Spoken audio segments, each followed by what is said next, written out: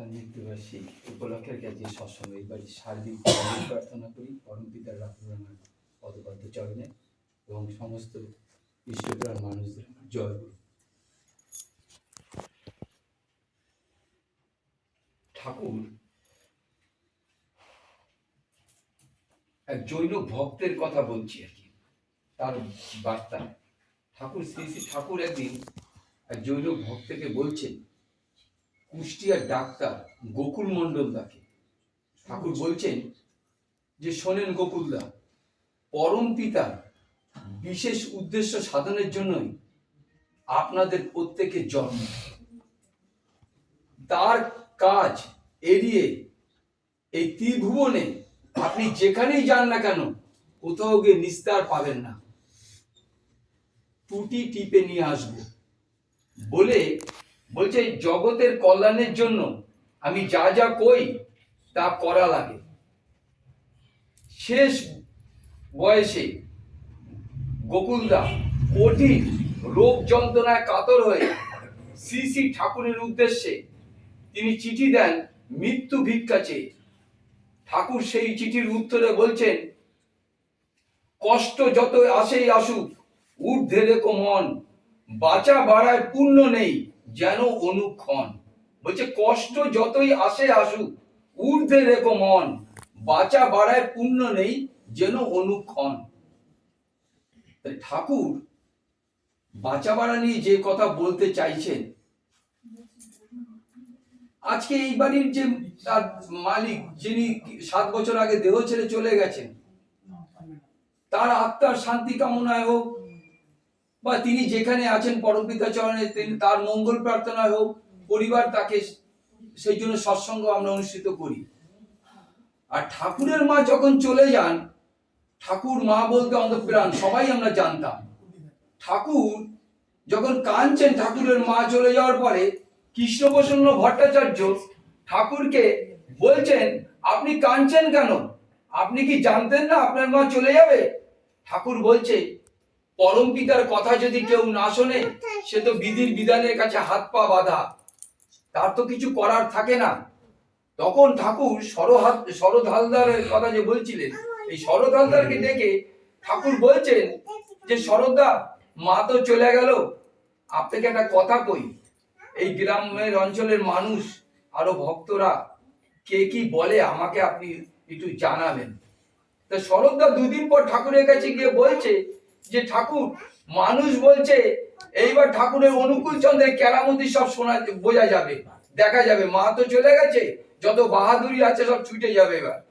তখন ঠাকুর বলছেন, শোনেন শরৎদা, আমি যেই আগুন জ্বেলেছি সেই আগুনে যদি কেউ হাওয়া দেয় এ তো জ্বলবেই, যদি বাতাস নাও করে এই আগুন কোনোদিন নিভবে না। সেদিন ঠাকুর বলেছিলেন, বিশ্বে আছে যত নগরাদি গ্রাম, সর্বত্র প্রচার হইবে এই সৎ নাম।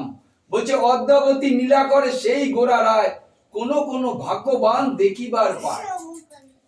ঠাকুর বলছেন, জ্ঞানী মানুষ কখনো শোকে নন্দিত হয়, শোকে দুমড়ে মুছতে যায় না, আর শোক কখনো নন্দিত করে না। কারণ গাছের পাতা যখন পড়ে, বলছে গাছের গোড়াতেই পড়ে, গাছকেই পুষ্ট করে। তাই ঠাকুর ভগবত গীতায় বলছেন, শোক দুঃখ শীততাপ অনুভূতিহীন, কামনায় নিবৃত্তি ইন্দ্র অধীন। বলছে বিষয় বৈরাগ্য, শাস্ত্রে বিশ্বাস, যোগী একমাত্র হন সদ্গুরুর দাস। তাহলে আমাদেরকে সেটা হতে হবে। আর বলছেন যে এই যে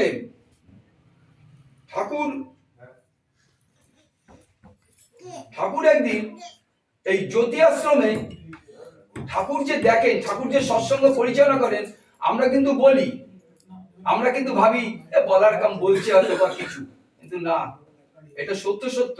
ঠাকুর 3টে সময় আসেন আমাদের সামনে। এক সকালবেলা যখন আমরা ইষ্টভীতি করি, ঠাকুর নিজে বলছে যে, কেউ যদি আমার ইষ্টভীতি অনুরাগের সাথে প্রতিদিন নিবেদন করে, আমি সেই ইষ্টভীতি নিজ হাতে এসে গ্রহণ করি। এরকম নিদর্শন লক্ষ লক্ষ আছে, সারা রাত হয়ে যায় বললে। ঠাকুর বলছেন নিজে, ঠাকুর হচ্ছেন চতুর্চূড়ামণি। তার কারণ ঠাকুর ভগবত গীতায় বলছেন, উৎপত্তির কারণ আমি হই সর্বভূতে, নিত্য সনাতনে তাই আমি হই জগতে। তাই তিনি বলছেন, যে করে আমার আশ তার করি আমি সর্বনাশ, যদি না ছাড়ে আমার পাশ আমি হই দাসেরও দাস। ঠাকুর বললেন, যদি তাকে অনুরাগের সাথে যদি ইষ্টবিধি নিবেদন করা যায়, তিনি নিজ হাতে এসে গ্রহণ করেন। ঠাকুর বলছেন যে এই যে ঠাকুর দেখবেন, এই যে যদি কেউ দেওঘরে যায় থাকেন দেখবেন, ওই জ্যোতি আশ্রম যে আছে, একদিন ওই জ্যোতি আশ্রমে একটা চৌকি আছে, ওই চৌকিতে ঠাকুর মাঝে মাঝে ওখানে বসতেন। দক্ষিণ পূর্ব করে চৌকিটা পাতা ছিল, ওখানে ঠাকুর বসে প্রায় দিনই ওখান থেকে উঠতেন না। সন্ধ্যা প্রার্থনা বলুন, সকালের প্রার্থনা বলুন, অনেক সময় ওইখানে বসে ভক্তরা ঠাকুরকে প্রণাম করতেন এবং বসে নাম ধ্যানও করতেন এবং প্রার্থনাও করতেন।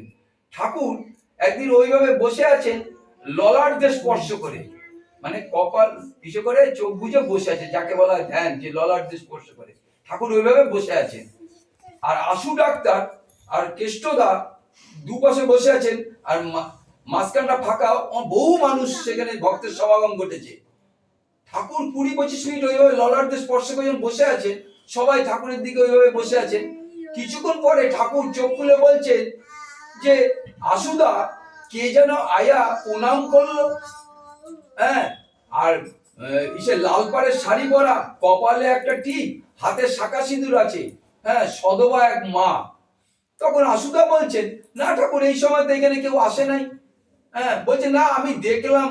এবার ঠাকুর যখন বলেছেন, তার দিব্য দৃষ্টি দিয়ে সে তো জানেন নিশ্চয়ই কিছু না কিছু ঘটেছে। এবার 3 দিন পরে এই শিউরের থেকে ঠাকুরের বাড়িতে চিঠি পাঠানো হচ্ছে, শৈলেন্দ্রনাথ দাস নামে এক ভক্ত, তার মা ওই সময় পরলোক গমন করছেন, আর ঠাকুরকে সে প্রণাম করছিলেন সৎজ্ঞানে চলে যাওয়ার সময়। ঠাকুর সেটা দেখেছেন। যা যা ভদ্রলোক তার মা সম্পর্কে বিবরণ দিয়েছে, তখন কেষ্টদা আর আশুদা বলছেন, তাহলে ঠাকুর যে সেদিন বলেছিলেন যে ওই মা প্রণাম করতেছে, ঠাকুর তাহলে তাকেই দেখেছে। তাই ঠাকুর বলছেন, ঠাকুর রামকৃষ্ণদেব বলছে, মানুষ গঙ্গায় স্নান করলে নাকি পাপ মোচন হয়, আর আকাশে চন্দ্র উঠলে মানুষ সূর্যের যাবতীয় তাপ থেকে রক্ষা পায়। আর কল্পতরু বাঞ্ছারাম ঠাকুর অনুকূল চন্দ্রের গাছতলায় দাঁড়িয়ে মানুষ যদি প্রার্থনা করে, দৈন্য দারিদ্র অভাব অবদান থেকে দূর হয়। তাই ঠাকুর বলছেন, এই পাপ মোচন তাপ মোচন তখনই যায় যখন মানুষ সাধু সঙ্গ করে। তাহলে সত্যানুষ্ঠান লিখেছেন যে সাধু সঙ্গ দাও মরে। তাই ঠাকুর বলছেন, সৎ দীক্ষা তুই এক্ষুনি নে, ইষ্টে রাখ সম্প্রীতি, মরণ তরণ এ নাম জপলে কাটবে অকাল অকাল জম্বিতি।